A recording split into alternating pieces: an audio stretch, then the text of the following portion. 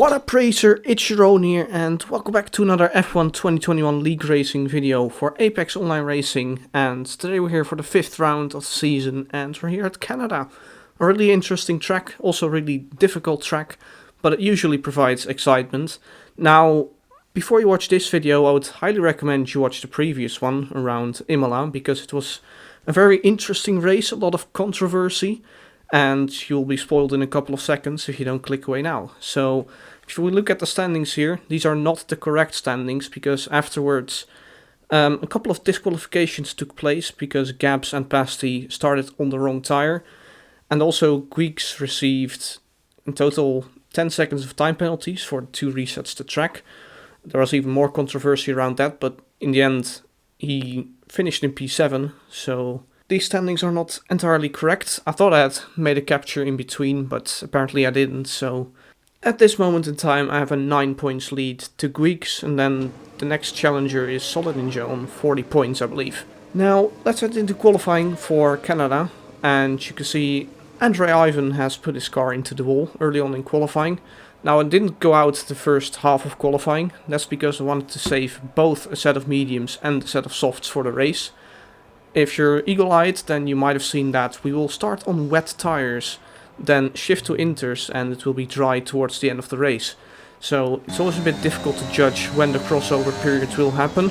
So that's why I decided to save both a set of mediums and a set of softs, just in case I would need to prolong some sort of stint, or it would just be too tight to go softs towards the end of the race. So that was the reasoning behind saving 2 sets of tires, and you can see on my first lap in qualifying I had a little touch with the wall there. Fortunately no wing damage as we crossed the line for the first time. We do dip into the 1 minute 8. My personal best here is a 0.5 or 0.4 I believe, which is not insane, but it does the job I think. I mostly practiced race practice because it's really important you don't get warnings around this track throughout the race. And that's what can most likely win you the race. Getting no warnings and performing a good strategy.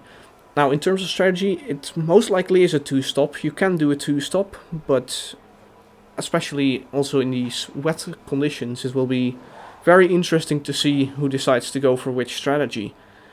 Now, you can see by the end of our first runs, we're down in 2nd place now because Gabs put in a quicker time than me. But we still have 1 more attempt, or in fact 2 more attempts, because you can just do 2 runs if you want. And especially considering we're starting on wet tires, we really don't have to worry about tire wear on our qualifying lap. So going through the first sector, doing that pretty well, but then I just ran a little bit too deep for that chicane, and I just got the second part of it, which is not optimal. So what I tried to do was just burn a bit more fuel, make sure the tires are in a good temperature window, and we will have 10 seconds as we're about to cross the line. So this really is the final attempt in qualifying. As you can see, Guigs is now put in provisional pole position, and let's see if we can snatch that away from him. Going through turns 1 and 2, not as good as last time. Had to go down to 1st gear to get some extra rotation because I messed up the braking a little bit. But overall I do manage to find a little bit of time relative to my previous best, as we have the Haas car of Mika in front of us, which was a little bit of a distraction throughout the lap. Little wiggle coming on to this straight, but overall it's not too bad, but it's also not perfect.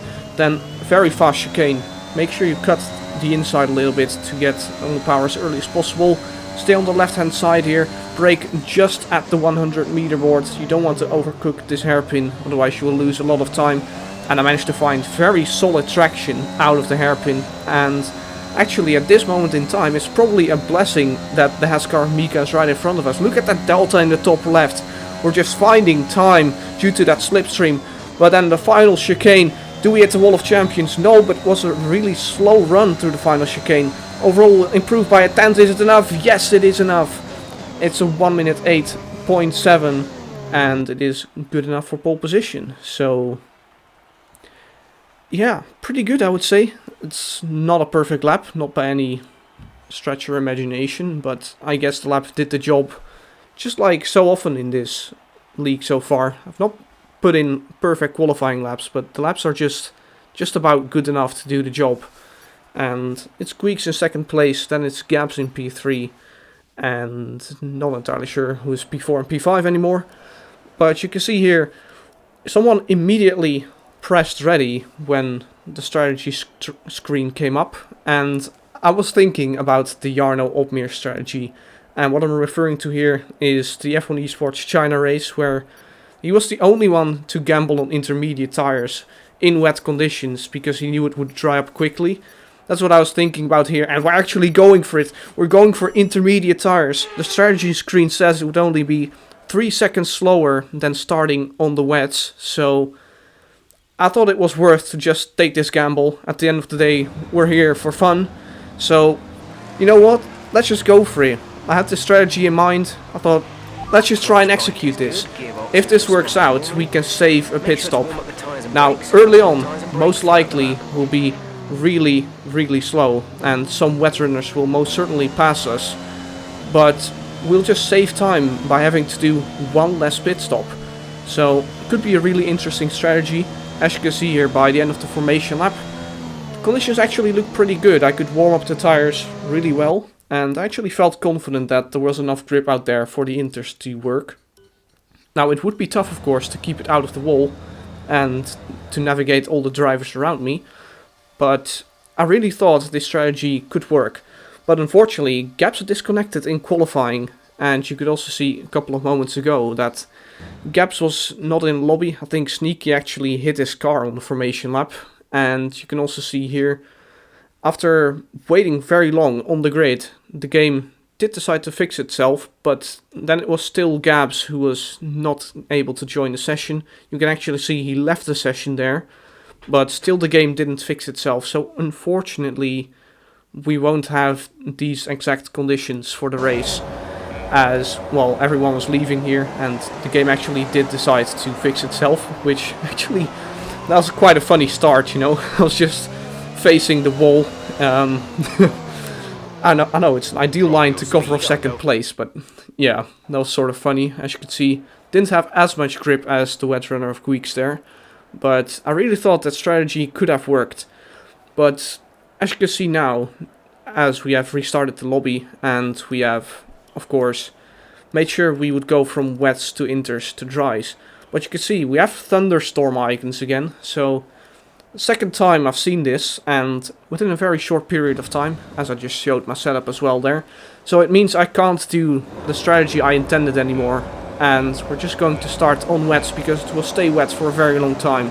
And we're underway for the Canadian Grand Prix, and we're slowly coming off our starting grid, and we do manage to defend the position into turn 1. I think I had an equal start relative to Gweeks, as there's a car on the inside who got the first corner, but no major worries here, as Gweeks was probably smart enough to not try to go side by side into turns 1 and 2, and we do manage to hold the position. I actually did a bit of wet practice for this race, so I roughly knew where the braking points were. Of course I didn't do practice on high fuel, that's a different thing, but we also carry less speed relative to time trial, so the braking point should be fairly similar.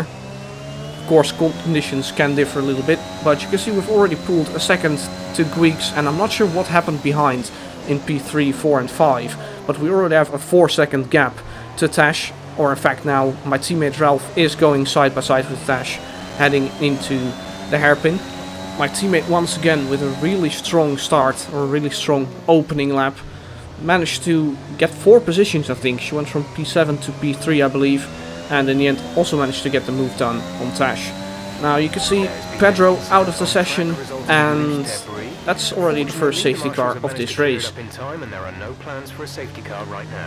Yes, Jeff, there definitely are plans for a safety car, because that's what has come out. Now, it stayed out until lap 4, and I decided to take the restart basically on the start-finish straight. So we're waiting a little bit, and now we're gonna put the throttle on, and you can see a little bit of wheel spin as we go underway, and braking for the first corner, and we actually run really deep, but just about managed to keep it on track. The tires were not up to temperature, And besides that, I was usually also braking a little bit too late for that first corner on the previous 2 laps, so I guess that was just very lucky I managed to keep that on track there. Only just about, but you can see Greek's now only a tenth and a half behind. Is he going to send it down the inside here? No, he's not, but he actually runs deep here, and that allows an opportunity for my teammate as they're going side by side now. And I think in the end, Greek does manage to hold a second place, as we actually cut to his onboard now. I included the link to his Twitch stream in the description below, so you can go check him out if you want. What was also really interesting during this race was the difference between our driving styles. Greeks was using really low gears on traction, whereas I'm usually using higher gears and building up the throttle slowly, but Greeks is just throwing that car around, and it's actually quite impressive how he does manage to keep it on track. And yeah, as you'll see throughout this race, we're basically doing an equal pace, or maybe Greeks was about a tenth a lap faster than me, but as you can see here, he didn't do a Vettel, he didn't go into that grass there, or gravel trap, and did manage to keep it on track. As you could also see there, through that hairpin, going down to 3rd gear, that was definitely not something I was attempting. And yeah, really interesting how his driving style in the wet works. But if it works, it works. And you can see a couple of laps later, he closed up the gap a little bit. But we have a virtual safety car now, and this is because of the thunderstorms. Always when there are thunderstorm icons on the weather report, then it means you will either get a safety car or a virtual safety car.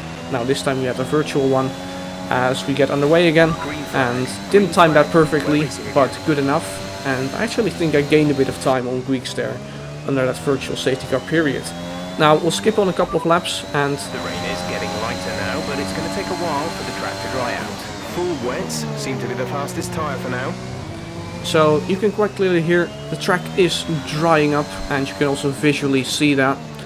And it will take a little bit more time before we can go on to inters. Now every lap I was checking what Jeff was saying regarding the weather. Keep it up. We're looking at about 10 more minutes of rain. 10 minutes. Full wets seem to be the fastest tyre for now. So the rain will stay there for quite a bit longer. But the question now is, when do we switch to a set of intermediate tyres? And you can see a different strategy is available now. So we'll see in a couple of seconds what that strategy entails. And is it inters? Yes, it is inters. So we're gonna ask Jeff for confirmation here. And you can see, whilst I was busy with asking Jeff, I run really deep here at the hairpin. And Greeks of course sees this as an opportunity, but fortunately we do manage to carry a bit more speed onto this straight because we ran so extremely deep. So at least we had the exit speed to make sure we stay ahead of Greeks. But now Greeks is only 2 tenths behind, and we're heading into the pit lane. This lap decided just to brake after the 50. Is that good enough? Yes, that's perfect. And Greeks actually decides to continue for another lap.